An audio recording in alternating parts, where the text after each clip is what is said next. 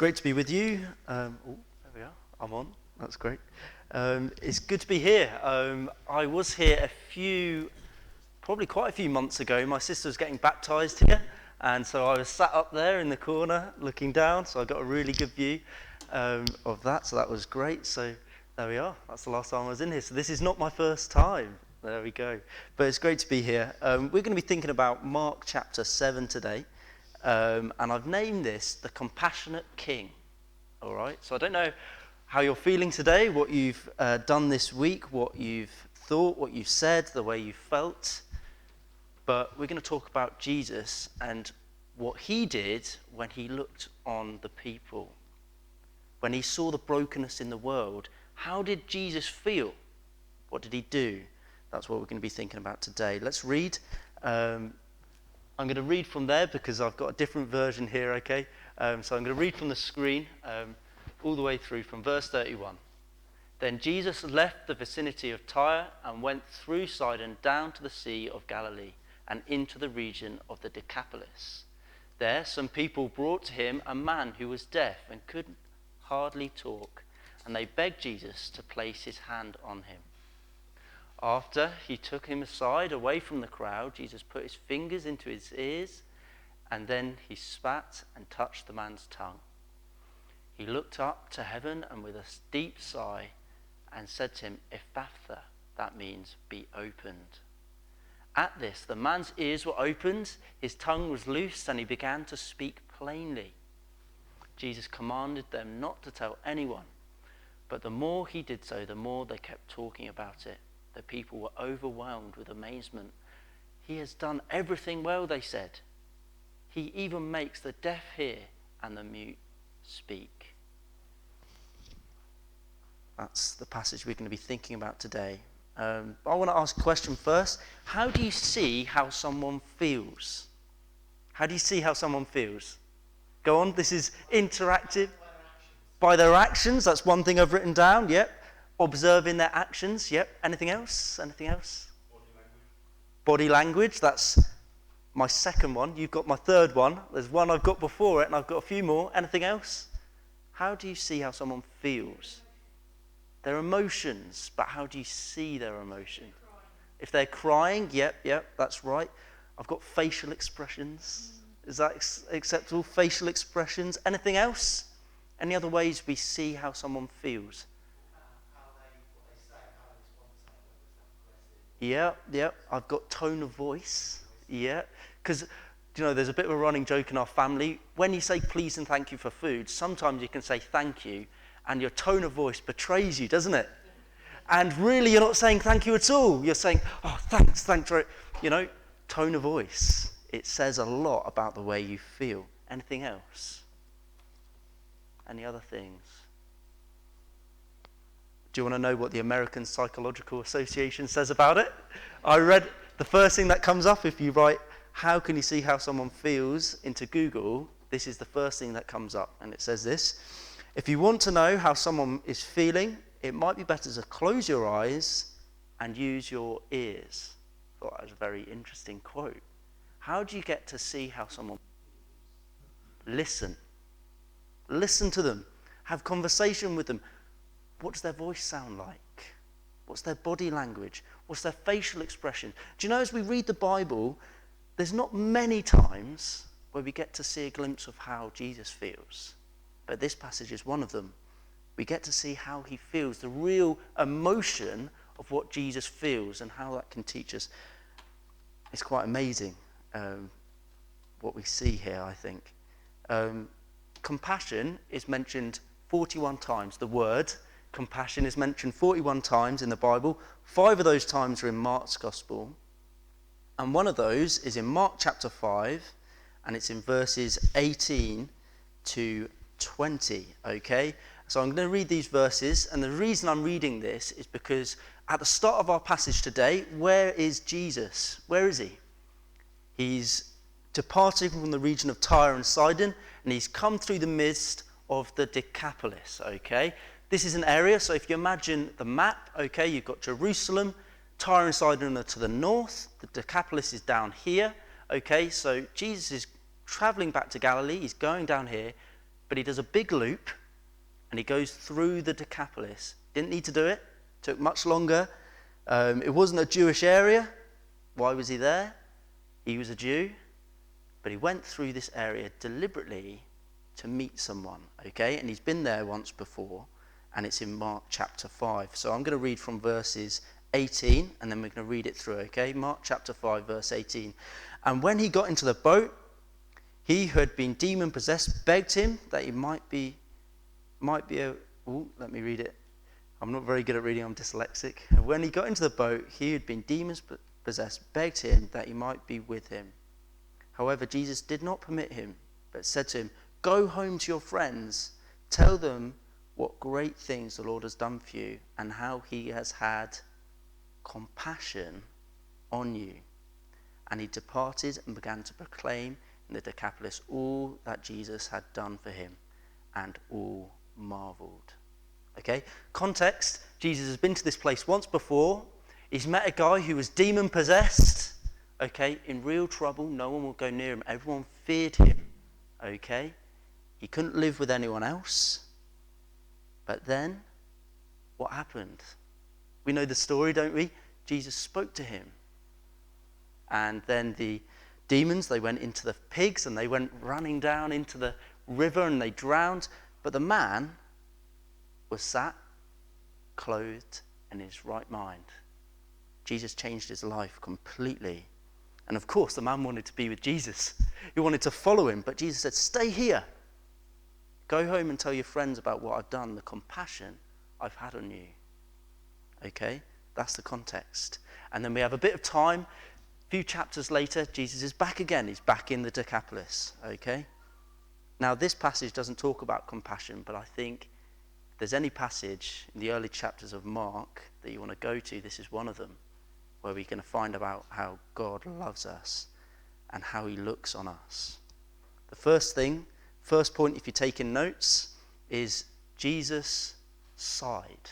Okay? First point, Jesus sighed. Why is that important? Well, when someone sighs, what does it show? When someone sighs, what does it show?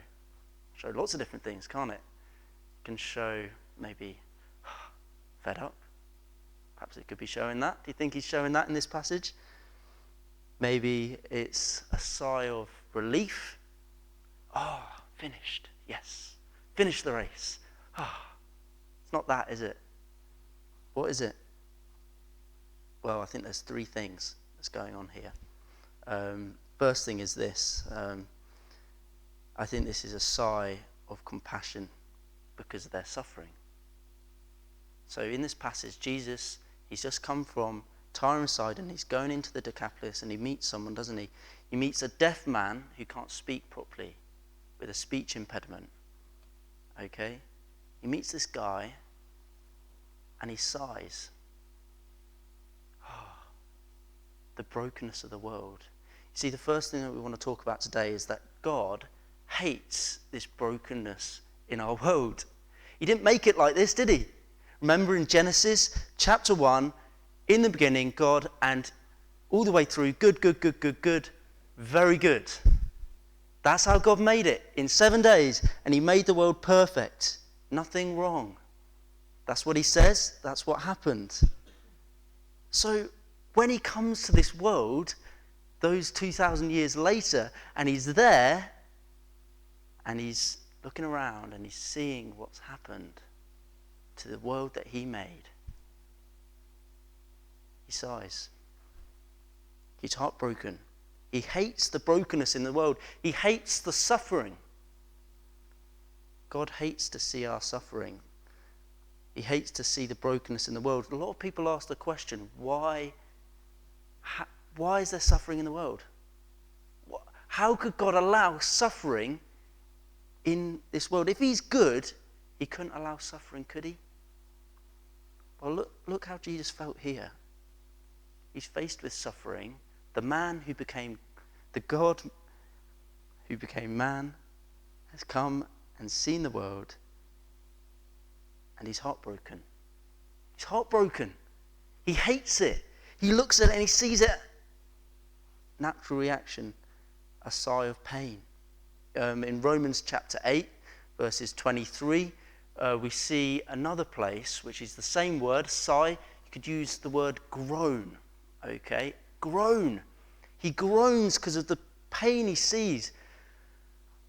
Second thing, you might think, I'm getting a lot from these two words, but there is a lot. Compassion towards our suffering.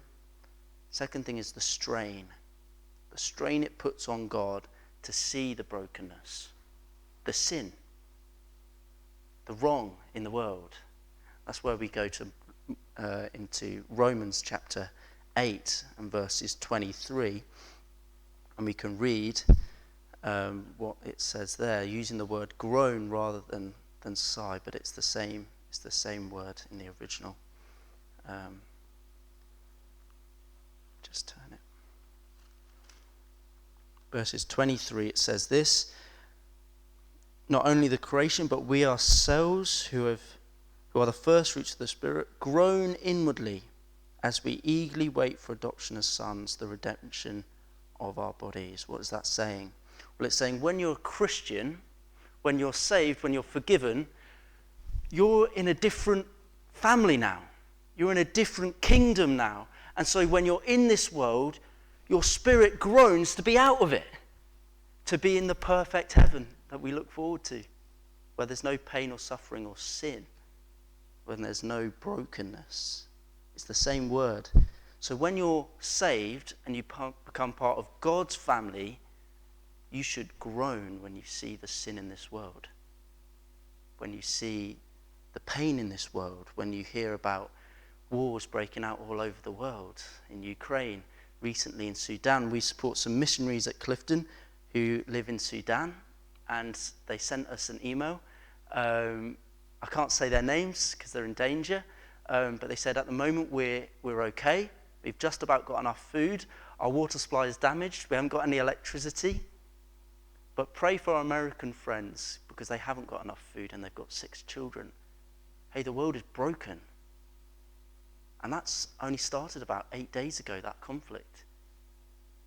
Wow. I hope you feel that. I mean, that's not unique to Christians, is it? We all live in this world that's broken. We all feel it. We all know it. But God knows it too. And he hates it. He hates it. He feels the strain when he sees sin, when he sees the fruits of sin, because the brokenness of this world is because of sin, isn't it? There's no other reason. What happened in Genesis? Well, Adam and Eve took the fruit and they said no to God, and they said we're going to rule ourselves, and everything that has come because of that, all the brokenness is because of sin. Our choice, our personal choice to be king of our lives, to go against God, to say, I don't want you, I know better. Do you know, I almost preached on a passage in Ruth. I love the book of Ruth. It's a great book. And the context of Ruth is Judges, isn't it? And anyone know what it says at the end of Judges? Anyone know? Now, I'm going to pick on Matt because, and I could pick on Nikki and Amy as well, but because they were there when I preached on this at Clifton a few weeks ago. So anyone know what it says? At the end of Judges, it's the main phrase in Judges. And everyone did what was right in their own eyes. Okay? I almost preached on that passage because I think it's so relevant to today. Everyone did what was right in their own eyes. And you know, that's the world we live in now. And that's the world of sin, of brokenness. And the reason it's like that is because each one of us does what's right in our own eyes. We don't follow what God says. What does he say in this book? Well, it's his inspired words, and every word is what he says is right. Do we follow it? Or do we follow the world? The world is broken. Don't follow a broken world. Follow God. Jesus sighed. He had compassion for the suffering. There was a strain because of the brokenness. a strain we should share if we're a Christian. Our sin should weigh heavy on us. It should stop us sleeping, because we know we serve a God who's perfect, who died for us, who paid for our sin on the cross. We should feel that. And the third thing, I think it's a heartfelt prayer. It's a prayer. If we read the passage, we can see what Jesus does. Let's have a look. Verses 34. He says, "Then he looked up to heaven and sighed and said to him, Ephphatha, that is, be opened." He looked up to heaven and sighed, almost looking to God and saying, I'm going to change this man now, but Lord, why? And he prays, and then he says, be opened. Ephphatha, that is, be opened. First point, Jesus sighed. Remember the world we live in. We live in a broken world. Remember the God who made it perfect, and the one who looks on our brokenness, our sin, and sighs. He feels it. Don't think he's distant. He's not. That's point one. Jesus sighed. Second point, the man spoke. The man spoke. Verse 35 says, immediately his ears were opened and the impediment of his tongue was loosed, and he spoke plainly. He spoke plainly. Can you imagine what it would be like to be deaf and not be able to speak properly? Okay, lots of you here might be deaf. Some of you at varying degrees. I've got an auntie who's deaf, and her hearing aid stopped working about 2 weeks ago, and she had to go to the special, I don't know what you call it, someone might know, had to go to Adam Brooks anyway to see the special doctor, and actually ended up giving her a new hearing aid. And on the way home, she said, oh, you've got the radio on now. Well, the radio was on the way there as well, but there you go. She's deaf, very deaf, and she needs the hearing aid to hear. Well, this man didn't live in a time where you could get hearing aids, where you could go to the NHS for free and get one. You know, that's not the world he lived in. But he also couldn't speak. So not only could he not hear what his family was saying, what people were saying to him, but he couldn't even articulate how he felt, what he wanted, what he needed, what had happened. Perhaps he's walked down the road and he's seen something and he wants to come home. It's excited him. He wants to come home and tell his family, but he can't. They can't understand him. He's just isolated. I can't imagine what that'd be like.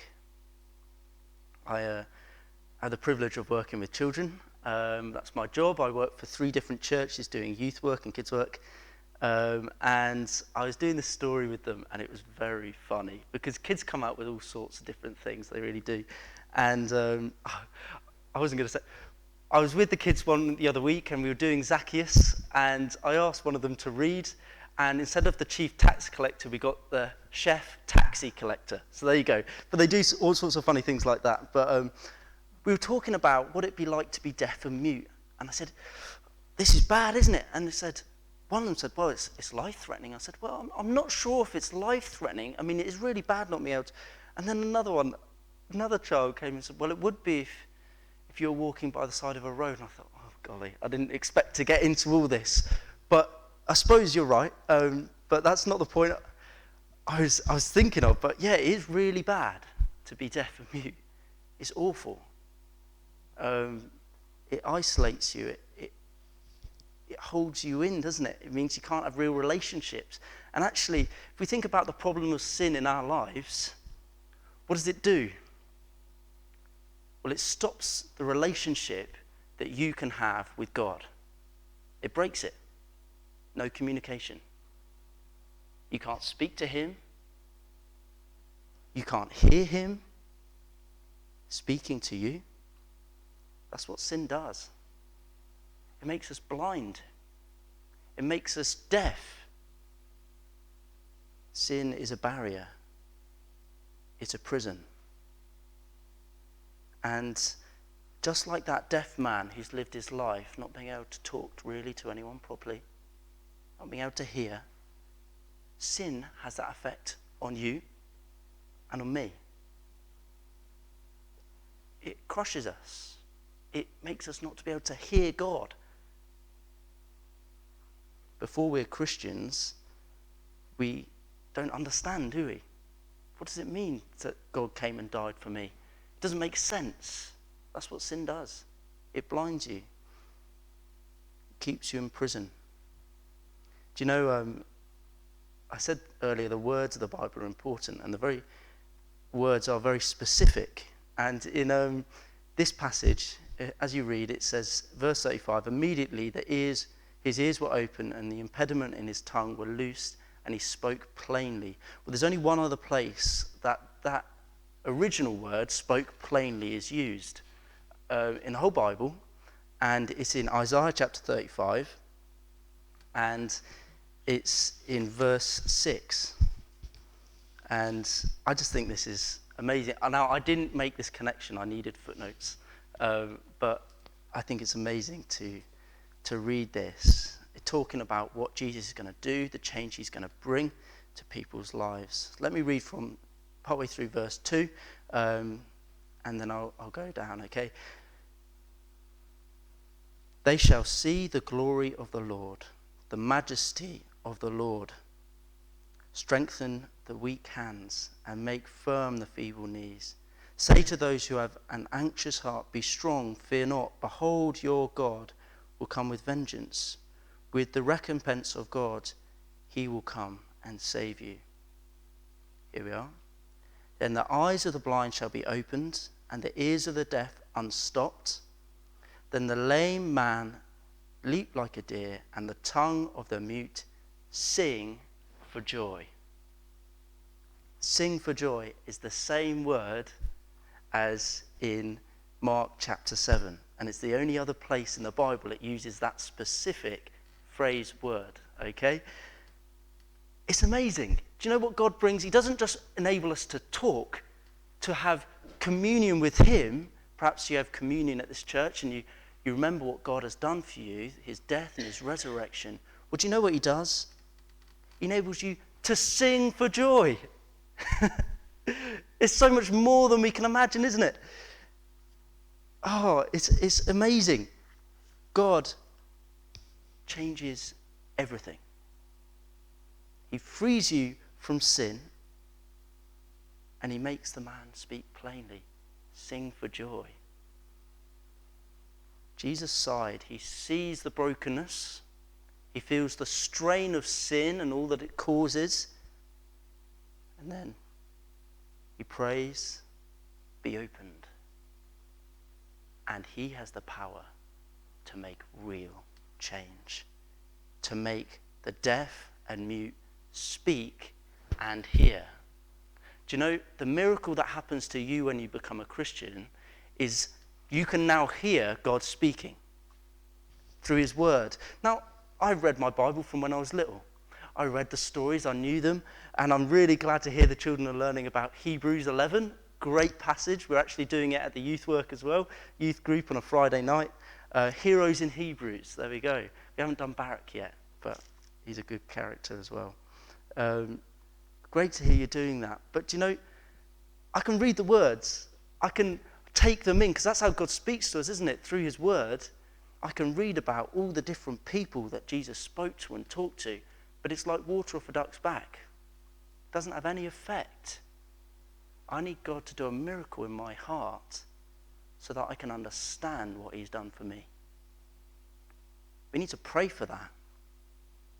So, I don't know any of you here, well, most of you, I know some, which is a good thing and a bad thing, because it means I don't know who I'm preaching to, but it does mean I can say things and you know I'm not directing at you deliberately, okay? I don't know if you're a Christian today or not, whether you've come to church for a long time or not, but coming to church and praying and reading the Bible does not make you a Christian. It doesn't have any effect on your eternity. It doesn't do anything for you, except it might help you hear what God says, which is a great thing, but it doesn't save you. What saves you is trusting in what Jesus did on the cross. It says in Acts 16:31, Believe in the Lord Jesus Christ, and you shall be saved. And you shall be saved. Believe his words. We need God's power to save us. So you might not quite understand what I mean when I talk about certainty of heaven. I'm going to heaven and I know it. You might not quite understand what I mean about having peace about death, about having a hope of heaven. You might not quite be able to grasp that, but it's because you haven't had your ears opened. But you know, God says, come to me, and he promises to open your eyes, to open your ears, if you ask him. Believe on the Lord Jesus Christ, and you shall be saved. It's certain. He can do it. But it's a heart thing. How do you tell how someone feels? Well, you can watch them, look at them. You can see their body language. You can look at perhaps the tears coming down their face, perhaps. Different situations. You can speak to them, listen to them. You can do what the American Psychological Association said and listen to the words that they say and close your eyes. But what matters is what's in here. What's in here? What's in your heart? God can see your heart. He knows whether you've repented of your sin and have come to follow him. He knows whether you've said sorry for all the wrong that you've done, past, present, and future, everything, and have come to him and said, be my Lord. I don't understand some of the words you say, but be my Lord, I will follow you. I don't understand why you've said this about this thing, and the world doesn't like that anymore, but I'm going to follow you because you are Lord. I've gone on to my third point already. Number 1, Jesus sighed. Number 2, the man spoke. Number 3, the people seeked and then they shared. The people seeked and then they shared. Do you remember in Mark chapter 5, the reaction of the people, if we go a few verses before what we read earlier, verse 17, 15 actually, it talks about him being saved, and then it said, verse 15, then they come to Jesus and saw the one who'd been demon-possessed and had the legion sitting and clothed in his right mind. What's the next phrase? And they were afraid. You see, God's power is scary if you don't understand it. When we read about heaven and hell and the fact that the whole world, in the majority, is on the road to hell, and God is a just God, and that's the right thing to do, that is scary. The fact that the wages of sin is death, surely not, I'm not that bad, surely. It's scary to understand, actually, we live in a world which is ruled by God, who's perfect, who's holy, who is right, because that makes us wrong. These people were afraid when they saw God's power. But do you know, what did Jesus do? He told the man who'd been changed, go home, tell your friends, tell them what great things the Lord has done for you and how he has had compassion on you. And then, fast forward to Mark chapter 7, and let's look at their reaction this time.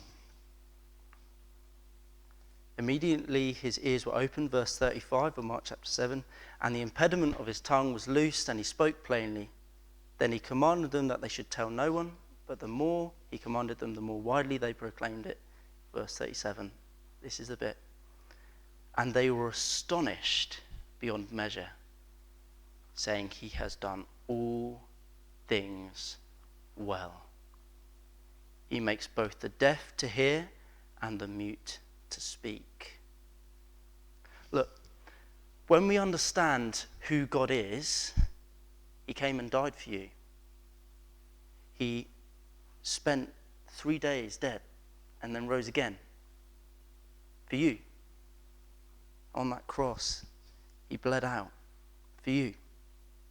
For all the sin that you've done, all the wrong that you've done, all the regrets, all the losses of temper, all the harsh words, all the neglectful actions, all the things you shouldn't have done. He hung there for you. Well, when you understand what he's done, that it's for you, for your sin, for your dirtiness, your brokenness, that he died, then you can come to him and say, sorry, please forgive me. It's for you. These people needed to see the compassion of Jesus in this man's life. They needed to understand what had happened to him. That's why that demon-possessed man, had to stay in the Decapolis and speak to them, because Jesus knew one day he was coming back to the Decapolis, and he wanted them all to be amazed, to know who he was. So there's two things here for us. First, if you're not a Christian, read the Bible.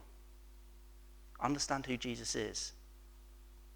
Try and understand why he says what he says, because a lot of it is confusing.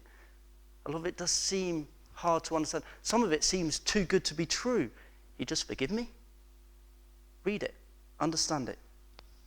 Try and talk to someone about it. That's what that man did, didn't he? He went and spoke. Second thing is, if you're a Christian, then you need to go and tell people about what Jesus has done in your life, the miracle he's done in your life. He saved me. He's forgiven me, and it's great to hear you've been baptized, because that's what baptism's about. It's nothing special apart from, I'm now a Christian. I'm dead to my sin and I'm raised with him, and I want to tell everyone about it. That's what baptism's about. But it doesn't stop with baptism. It carries on for your whole life. Tell people about the mighty things that the Lord has done. He died for me, and the compassion he has on me, he offered me forgiveness. Go and do it. Are you doing it? It's the most important thing you can ever do. Tell people about the compassion Christ has. The compassionate King. The one who sees the heart. The one who knows how we feel. What we've done. And who says, come to me. Let me pray, and then I'll be back over to you. Lord, I thank you for who you are.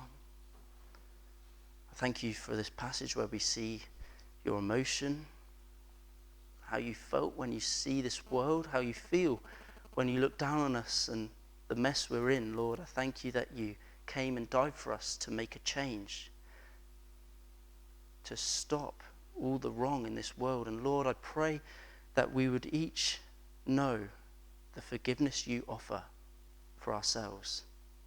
Lord, I pray that today we would be people who go away changed, who know you and want to tell people about it, because it is the greatest thing that has ever happened.